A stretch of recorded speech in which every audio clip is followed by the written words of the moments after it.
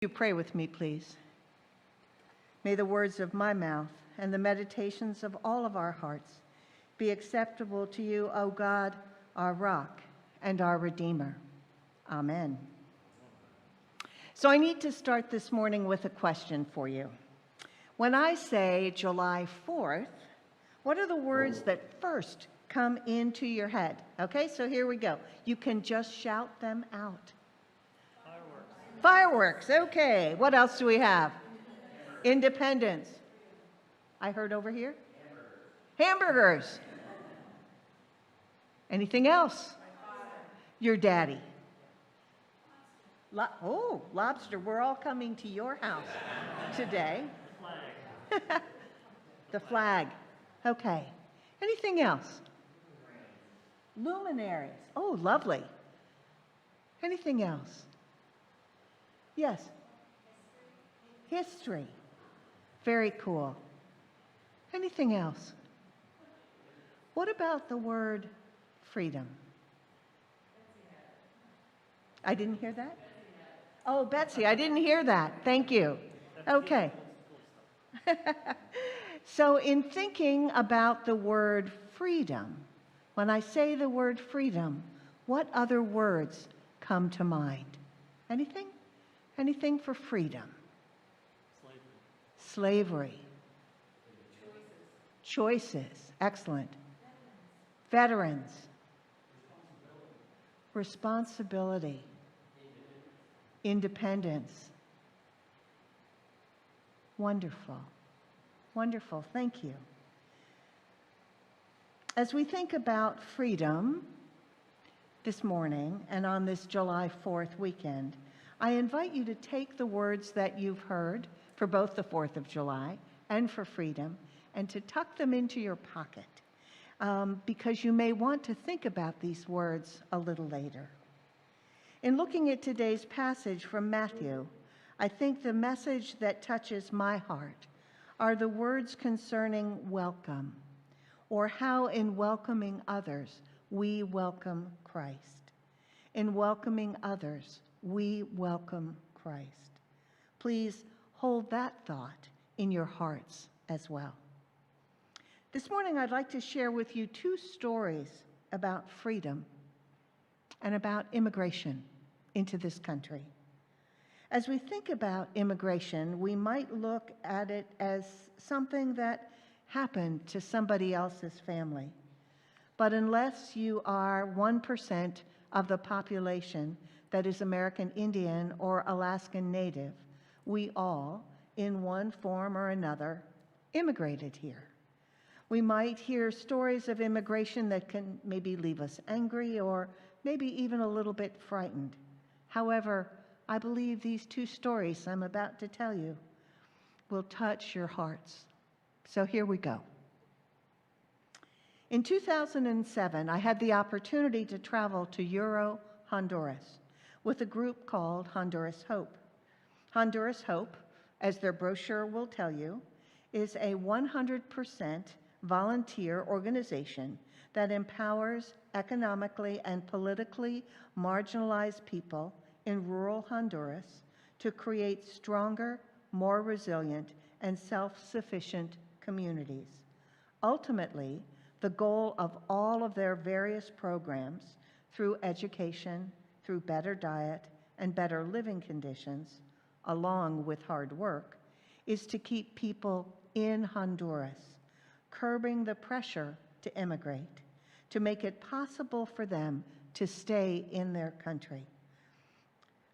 As you probably know, Honduras is the second poorest country in Central America, and as you can imagine, the need is great. So, we went to Euro, which is by no means a tourist destination. While we were there, we met this young woman. Her name was Francia Guzman, whom we called Frances. And you may have read about Frances. Her story has been in Time Magazine, in the New York Times, and also in the New Hampshire Business Review. She was about 20 when we met her, a young single mother who a few years earlier had been shot in the spine. Subsidized health care is non-existent in Honduras, and so her medical care has been or had been limited. Frances walked in pain with a very noticeable limp, and Frances struggled to support herself and her son, Fernando. About 10 years after our visit there, we learned that Frances's sister had been murdered and that her daughter, Natalia, had come to live with Frances and her family. Crime in Honduras, and especially gang violence, is a frightening reality. Due to the circumstances of her sister's death, it was decided that they needed to leave Honduras for someplace safer. At first, they tried to immigrate to Mexico, where they applied for refugee status, citing that the gangsters who had killed the sister would target the niece for being a potential witness, or they could go after other family members. Mexico denied them refugee status, and so they decided to continue north to come to the United States. Now, all of this was happening in 2018, and deciding to come to the U.S. at that particular time was perhaps the worst time to try for asylum. You remember children being ripped from their families at the border and sent to camps all over the country. Trying to come in legally with or without papers, it didn't seem to matter. Coming into this country, it was very challenging. And to add to this, Frances's health had deteriorated considerably, such that she could not walk and was in a wheelchair. And if wheelchair access was not possible, Frances's husband, Henry, carried her on his back. So on this trip for asylum, Henry carried her on his back. Now, sometimes he was spelled by a friend, but for the most part, Henry carried Frances. Now, their journey to get here was very challenging. They were robbed of papers and money on their journey, and when they finally arrived in Laredo, Texas, they were not welcomed. Even though they entered this country legally, all four were arrested, detained, and separated. Henry was sent to a detention center in Georgia. The niece, Natalia, was held in Chicago. She was 13. And Frances and her son were held in Laredo. The good people from Honduras Hope worked incredibly hard to help them. They enlisted the help of many lawyers, including some from the Southern Poverty Law Center and the American Civil Liberties Union, as well as a U.S. senator and a U.S. representative.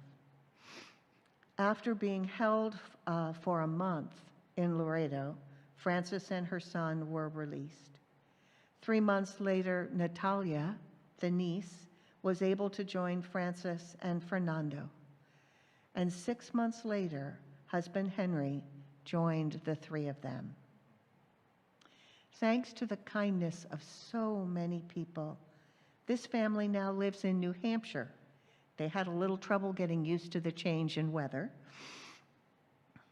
but they had a place to live. And the children are in school. And Frances is learning English, and she has received the medical treatment she so desperately needed. Both Frances and Henry have permission to work in this country legally. And you should know that all the support that this family has received has come not from agencies, not even from Honduras Hope, but all the financial support has come from the generosity of individuals. They are safe, they are happy, they survived. Frances and her family took risks that I can't even imagine to walk to safety, to remove themselves from fear on a level that, again, I hope none of us will ever understand. They came for freedom. Freedom. My second story is that of a young man named Hori. Now, Hori was born on an island country far away, where he was the oldest of 7 children. The family lived on a remote part of the island that had no electricity or running water and was reachable only by boat. When Hori was 14, he was apprenticed as a boat builder, and he was sent to the city to learn his trade. When he was 17, he lied about his age, and he joined the Navy and worked his way through the ranks as he traveled the world. He enjoyed California, and he promised himself that if were at all possible, he would come back and live there someday. After careful planning and saving, he worked his way here on a tramp steamer as it called on all ports from his island country to Vancouver, British Columbia, where he entered the United States. Hori worked his way down the coast as a day laborer, doing odd jobs until he got to Los Angeles, where he found permanent work. Having stopped school at 14, he was a self-made and self-taught man. In Los Angeles, he went to night school, taking engineering classes to better himself while he worked 2 jobs, again, starting at the bottom and working his way up. People realized that Hori was a bright and personable man with an incredible work ethic. He continually got promoted, he did well, he married and had a family, and he never forgot where he came from. He loved this country, and he was so proud to be here. He paid his taxes happily, and he spoke of this country with great joy. After living here for almost 18 years, Hori became an American citizen. He aced his citizenship test, and when he put his hand on his heart and said the Pledge of Allegiance for the first time, tears rolled down his face. And the first time he voted, it was a red-letter day for him. How do I know Hori's story so well? Well, you might have guessed it. He was my dad. He was born in New Zealand as George Phillips, but he was often called by his Maori, which are the New Zealand natives, by that name, Hori. My whole life I watched how hard my dad worked and his pride on being a New Zealander and the privilege he had to be an American by choice. Because of my father's hard work and love for this country, I'm proud to be a first-generation American. My dad broke a lot of social and economic boundaries when he came here. Not only am I a first-generation American, I'm the first in my family to graduate from high school, to graduate from college, and to earn a graduate degree. It was my dad's proudest hour to sit upstairs in the sanctuary and watch as I was ordained as a pastor. My dad came here for freedom. He wasn't politically oppressed in New Zealand. He wasn't in danger from gang violence, but he knew that it was here that a young man without a high school education could be a senior engineer at a national corporation at the age of 25. He came for the freedom that would allow him to break from family norms, from social norms, and to do something different. He came for the opportunity for a better life, and he got it, and so did I. Freedom. Francis came for freedom too. Francis and Henry and those 2 children were willing to do whatever it took to walk away from a life of fear to a life of safety. Freedom. We all have a freedom story. Our families came from somewhere and for the most part had to sacrifice and struggle to get here. And so my question, or my last question for you this morning is, what is your story? Do you know your story? Your family's immigration story? And if your family was already here when the explorers came, well then God bless you, because your family's struggle was harder still. In just a few minutes, we will be sharing a communion meal, a simple remembrance in a sip of juice and a morsel of bread to remind us that Jesus gave of his body and his blood for us so that we can have freedom, the ultimate freedom of everlasting life. That through Christ's gift of his death and resurrection, we have the freedom to be in relationship with God. And that is freedom on a totally different scale. And so this weekend, as we all go to Janet's house for lobster, or to the comfort of our family rooms to watch the Sox play Toronto, I invite you to think about your freedom story.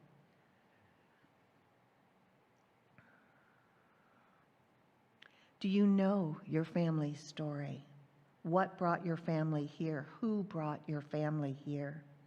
When you hear the word freedom, what do you think of? What have you taught your family about your heritage? Or what should they learn about your family's heritage? Hold those thoughts near and dear, and may the gift of freedom touch your hearts today and always. Happy July 4th, my friends. Amen.